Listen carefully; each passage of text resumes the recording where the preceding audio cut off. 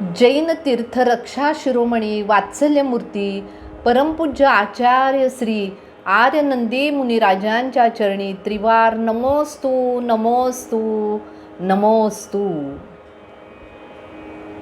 जय जिनेंद्र आपल्या सर्वांना. आपण ऐकत आहोत परमपूज्य आर्यनंदी मुनिराजांचे जीवनचरित्र. आता ही त्यांच्या जीवनचरित्राची कथा बरीच पुढे आलेली आहे. अनेक गोष्टी अनेक घटना त्यांच्या जीवनात घडून गेलेल्या आपण ऐकलेल्या आहेत. चला तर पुढील भागामध्ये म्हणजेच या भागामध्ये ऐकूया काय घडले ते. सुरुवात करूया मंगलाचरणाने. गुरुवर माझे दीप ज्ञानाचे, गुरुवर माझे दीप ज्ञानाचे, जीवनपथ उजळती, मोह अंधार दूर सारुनी सत्य मार्ग दाखविती. त्यांच्या चरणी श्रद्धा ठेवूनी सद्गुण फुलते मनी, गुरु कृपेने शांत होई व्याकुळता या जीवनी. बोला पंचपरमेश श्री भगवान की जय जय जय. परमपूज्य आचार्य श्री आर्यनंदी मुनिराज की जय जय जय. श्रोते हो, मागील भागामध्ये आपण परमपूज्य आर्यनंदी महाराजांनी जिद्दीने केलेले कार्य ऐकले. तसेच त्यांच्या तपोबलाने प्राप्त झालेली वाचा सिद्धी याचाही अनुभव घेतला. खरंच धन्य असतात आपले दिगंबर मुनिराज. परमपूज्य आर्यनंदी महाराज म्हणत की 3 तीर्थे अत्यंत महत्त्वाचे आहेत. पहिले तीर्थ म्हणजे सिद्धक्षेत्र, दुसरे म्हणजे जिनवाणी आणि तिसरे जिवंत तीर्थ म्हणजे प्रत्येक भक्ताचे अंतःकरण. याशिवाय आत्मसाधनेसाठी कृत्रिम अकृत्रिम चैत्यालये वंदनीय तीर्थक्षेत्रे आहेत. महाराजांचे 4 महिने कुंथलगिरीस वास्तव्य झाले. तिथे एक ब्रह्मचर्य आश्रम गुरुकुलही आहे, आपण जाणतोच आहे. तिथे जैन अजैन मुले धार्मिक लौकिक शिक्षण घेतात. महाराजांनी या शिक्षण संस्थेसाठी आपला मनोयोगच अर्पण केलेला होता. येथे होणाऱ्या संस्कारांमधून बालकेही नीतिमान, बुद्धिमान, सामाजिक, धार्मिक, राजकीय जबाबदारी पेलण्यास समर्थ व्हावीत. शील, ज्ञान, प्रेम, व्यवस्था आणि सेवा ही कोणाची पंचसूत्री आहे? बरोबर, परमपूज्य गुरुदेव समंतभद्र महाराजांची पंचसूत्री शिक्षण क्षेत्रामधली. याचा सुद्धा अंतर्भाव असावा असे ते म्हणत. महाराजांनी विद्यार्थ्यांना धार्मिक व संस्कृत शिकवले. शिक्षकांना जीवनविषयक नवीन प्रेरणा दिली. ग्रंथालयाची संगतवार रचना केली. तीर्थक्षेत्रे, विद्यालय कार्यात सुसूत्रपणा त्यांनी आणला. दानासाठी सतत ते प्रेरणा देत राहिले आणि त्यामुळे दानाचा ओघ सुरू झाला. म्हणतात ना, दान दे रे भाविकांनो, दान दे रे प्रेमाने, अरे दान दे रे भाविकांनो, दान दे रे प्रेमाने. दानामधून पुण्य फुलते, ऐक रे भाविका, दानामधून पुण्य फुलते, जीवन जातोय उजळून रे. दान दे रे, दान दे रे, दान दे रे प्रेमाने. लोभ मोहाचा त्याग करून, ऐकतोयस ना, लोभ मोहाचा त्याग करून दयाभाव हृदयी धरावा. दान धर्माच्या पावन वाटे आत्मोद्धार साधावा. किती सुंदर ओळी लिहिलेल्या आहेत ना या. दानाचे महत्त्व याच्यामध्ये सांगितलेले आहे. आता महाराजांचा विहार झाला बरं का, कुठे? वेरूळच्या दिशेने. अनेक गावांवरून विहार करीत ते पोचले त्यांची कर्मभूमी आणि धर्मभूमी असलेल्या औरंगाबाद या गावी. 10 दिवसच ते तिथे होते. पण याच्या वास्तव्यामध्ये त्यांनी गावातील सर्व जिन मंदिरांचे दर्शन घेतले. तेथील व्यवस्थापन, स्वच्छता याची माहिती घेतली. त्याचे अवलोकन सुद्धा केले. जैन संस्कृतीचे हे गाव उत्कृष्ट आदर्श समृद्ध केंद्र व्हावे यासाठी प्रेरणा दिली. दूरदूरवरच्या जैन गरीब मुलांसाठी जैन वसतिगृहाची त्यांच्याच प्रेरणेने मार्गदर्शनाने निर्मिती झाली होती. त्याचे उद्घाटनही मोठ्या उत्साहाने त्यांनी केले. अगदी उत्साहाने ते त्यामध्ये सहभागी झाले. महाराजांचे परमशिष्य व भक्त श्रीपाल साहूजी या गुरुशिष्याची जोडी तर अलौकिकच होती आणि ते सुद्धा सहकुटुंब दर्शनासाठी आले होते. यानंतर महाराज पोचले स्वगृही. अगदी बरोबर म्हणजे कुठे? वेरूळला. महाराज आल्याने गुरुकुल आश्रम अगदी नटला, सजला, आनंदाने बहरला. कारणच तसे होते ना. महाराजांनी आपल्या प्रकृतीची, वृद्धत्वाची कधीही कसलीही तमा न बाळगता इथला सर्व परिसर आपल्या धर्ममायेने पवित्र व मंगल करून टाकलेला होता. आपण जाणतोच की वेरूळ हे विश्वविख्यात गाव आहे. इसवी सन 5व्या शतकापासून 9व्या शतकापर्यंत वेगवेगळ्या राजांनी येथील डोंगरात कलेला शिल्पबद्ध केलेले आहे. डोंगराला तासून काढून वरून खाली अशा पद्धतीने सुंदर लेणी खोदण्यात आलेल्या आहेत. या लेण्यांमधून जैन, वैदिक, बौद्ध या तीनही संस्कृतींची सुमंगल एकात्मता यामध्ये साधलेली आहे. हाच भारतीय संस्कृतीचा आत्मा आहे. वाटा वेगळ्या आहेत प्रत्येकाच्या, पण ध्येय मात्र एकच आहे. कसे आहे हो वेरूळ? काय सांगते वेरूळची लेणी, काय बोलते ऐका. दगडामधून बोलती श्रद्धा भक्तीची गाथा. अरे दगडामधून बोलती श्रद्धा भक्तीची गाथा. वेरूळच्या लेण्यांमध्ये उजळे भारताची परंपरा. डोंगर कोरून घडविल्या, अरे डोंगर कोरून घडविल्या कलाकृती अनमोल. शिल्पांमधून बोलत आहे भक्तीचा तो बोल. शिल्पामधून बोलत आहे भक्तीचा तो बोल. पाहताच या लेण्यांना, पाहताच या लेण्यांना भरते हृदयात भाव रे. पाहताच या लेण्यांना भरते हृदयात भाव रे. जिनवाणीचा गंध दरवळे धन्य हा महान रे. धन्य हा महान रे. धन्य हा महान रे. खरंच आपणही पाहिली असतील ही लेणी, आपणही गेलेला असाल वेरूळच्या पार्श्वनाथ भगवंतांच्या दर्शनाला. मनात असे भाव आपल्या आपोआपच निर्माण होतात. एक घटना ऐका इथं घडलेली. ही वेरूळची शिल्पकला पाहण्यासाठी देशातून परदेशातून सतत पर्यटक येत असतात.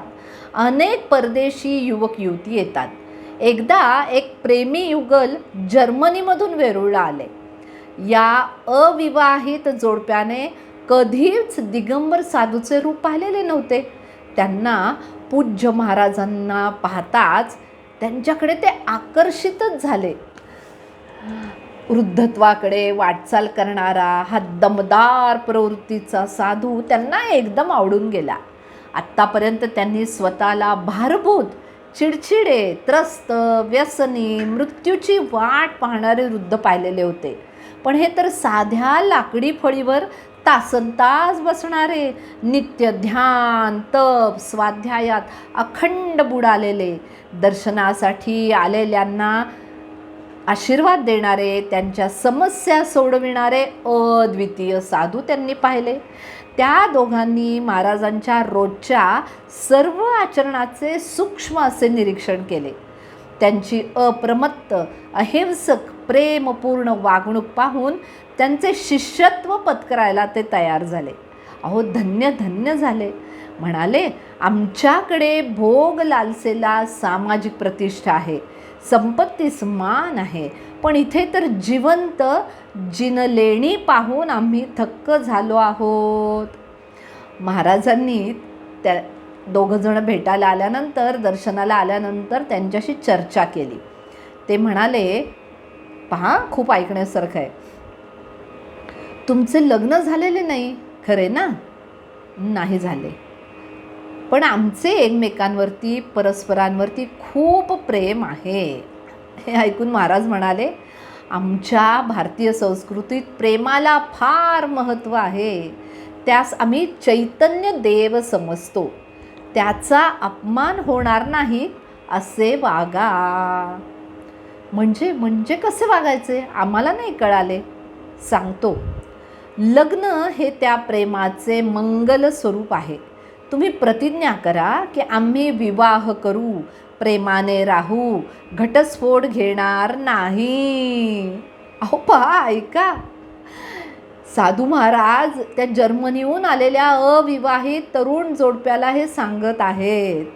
दोघांनाही पेच पडला. अहो पडणारच ना, त्यांची संस्कृती किती वेगळी.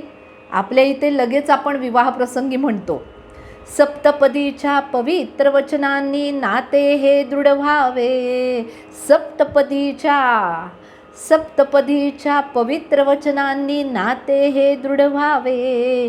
विवाहाच्या शुभप्रसंगी सुख समृद्धी नांदावे. शुभमंगल सावधान. बरोबर आहे ना?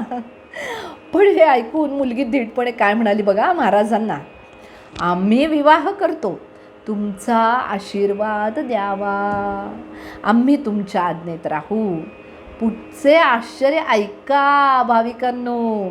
महाराज या दोघांचे पिता झाले आणि विवाह सोहळा आनंदात पार पडला.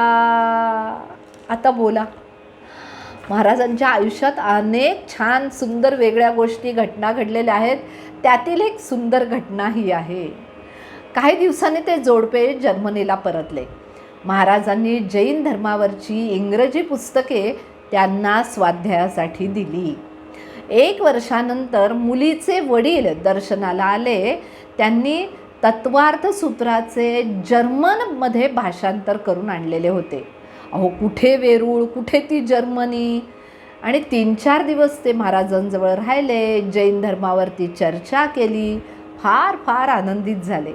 महाराजांनी त्यांना उपदेश दिला. आपल्या आत्मवैभवाची ओळख त्यांनी करून दिली. त्या तरुण जोडप्याचं नाव सांगायचंच राहिलं, ऐकायचं तुम्हाला, ऐका. त्या जोडप्याचं नाव होतं श्री हर्मन कुन्ह आणि सौ अँजेलिका कुन्ह. अशा शेकडो घटना महाराजांच्या वास्तव्यात घडत असत. महाराजांनी कधी कोणाला आज्ञा केली नाही. त्यांचे व्यक्तिमत्वच एवढे प्रेममय होते की त्यांची प्रेरणा नाकारलीच जात नसे. ते शिस्त लावत, पण आग्रह प्रवृत्तीने नाही. अगदी लहान लहान चांगल्या गोष्टी शिस्तीत पार पडल्या ना की ते पाठ थोपटत आणि 4 चौघांपुढे कौतुकसुद्धा करीत त्या व्यक्तीचे. महाराज म्हणत, पहा अनुभवी असणारे महाराज, त्यांचे प्रत्येक शब्द किती अनमोल आहेत. आपल्याला काय काय ते शिकून जातात. फार ऐकण्यासारखं आहे हे. महाराज म्हणत, अहो महाराष्ट्रातील लोक फार कटू आहेत बरं का. 4 कौतुकाचे प्रेमाचे शब्द खर्च करण्यास ते तयार नसतात मुळीच. काय मंडळी, तुम्हालाही हा अनुभव आहे ना? मला तर खूप आहे बाबा हा अनुभव. पहा, आपल्यामध्ये सुधारणा केली तर निश्चित समोरच्याला छान वाटेल, तो अजून प्रगती करेल. म्हणून नेहमी आपणही समोर जर कोणी एखादी व्यक्ती काही चांगलं कार्य करत असेल तर त्याचे कौतुक करूयात, त्याची पाठ थोपटूयात.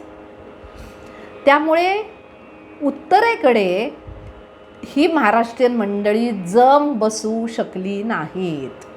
अखिल भारतीय स्वरूपाचे कोणतेही नेतृत्व ते मिळवू शकले नाहीत. किती खरे आहे हे. महाराजांच्या अस्तित्वाने अनेक चांगल्या गोष्टी घडत. एक घटना सांगते हां. एकदा वेरूळ जवळील पिराचे बाबुळगाव हे गाव होते. येथे महाराजांचा मुक्काम होता. या गावात प्रसिद्ध अशी उत्सवाची परंपरा होती. या उत्सवामध्ये प्राणी हत्या होत असे. 10,000 मुस्लिम मंडळींचे भोजन इस्तेताम तयार होत असे. आताही त्याची तयारी सुरू होती. त्यांच्यातील एक काझी म्हणाले, हे बघा, आपल्या गावामध्ये जैन साधू आर्यनंदी महाराजांचा मुक्काम आहे, तेव्हा येथे आपल्याला मांसाहार करता येणार नाही. पहा, खरं वाटते का? पण हे घडलेली घटना आहे. हे ऐकून काही जण त्यांच्यातले खूप खवळले. त्या मुनींचा आणि आपला काय संबंध? ते आपल्या धर्माप्रमाणे वागतील, आपण आपल्या धर्माप्रमाणे वागू. तरीही नाही. ते बुजुर्ग वयोवृद्ध असे काझी म्हणाले, खाने पीने में ही धर्म है, मुनी जी यहाँ रहते हुए जीव हत्या नहीं होंगी. आणि झालेही तसेच. त्या सर्वांनी उदार भावनेने त्या दिवशी आपली परंपरा मोडून दाल चावलचे शाकाहारी जेवण केले. महाराजांच्या पुण्यमय अस्तित्वाने अशा घटना घडत असत. अहो, केवढं पुण्य, केवढं पुण्य महाराज. कारण ही घटना काही साधीसुधी नाही. अशा घटना ऐकणे, घडणे हे फार कमी ऐकिवात येतं आपल्याला. आता तर धर्मभावना लगेचच बिघडतात, लगेचच भावना त्यांची दुखवली जाते दुसऱ्यांची. त्यामुळे हे जे घडतं आहे किंवा घडलं होतं, ही फार दुर्मिळ गोष्ट आहे, दुर्मिळ घटना आहे.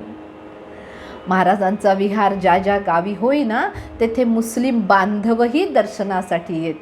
त्या बांधवांना महाराज कुराण शरीफातील अनेक उतारे सांगत. त्यांची उर्दू भाषा अत्यंत सफाईदार होती. त्यामुळे त्यांचे सांगणे मोठे नजाकतदार, लचिले असे. मुस्लिम समाजात देखील महाराजांच्या प्रेमाचा दबदबा होता. ते तर महाराजांना पीर म्हणत. पीर म्हणजे महाराज, साधू त्यांच्या भाषेमध्ये ते महाराजांना पीर म्हणत. खरंच आहे ना, प्रेमाला कोणतीही जात, धर्म, रंग नसतो हो. शाश्वत प्रेम हे आकाशासारखे अनंत असते आणि याचे स्वरूप म्हणजे दिगंबरत्व. जिनवाणीत खरे वात्सल्य, जीवप्रेमा या पलीकडे दुसरे काय सांगितले आहे? तुम्हीच सांगा बरं मला. खरं आहे ना हे? चला तर भाविकांनो, श्रावकांनो, आजचा हा भाग आपण इथेच थांबूया. पुढच्या भागामध्ये अनेक वेगळ्या गोष्टी, घटना ऐकण्यासाठी तोपर्यंत आपल्या सर्वांना सप्रेम जय जिनेंद्र. सर्व जीवांच्या प्रती वात्सल्यभाव, प्रेमभाव आणि क्षमाभाव अर्पण करूयात. जय जिनेंद्र.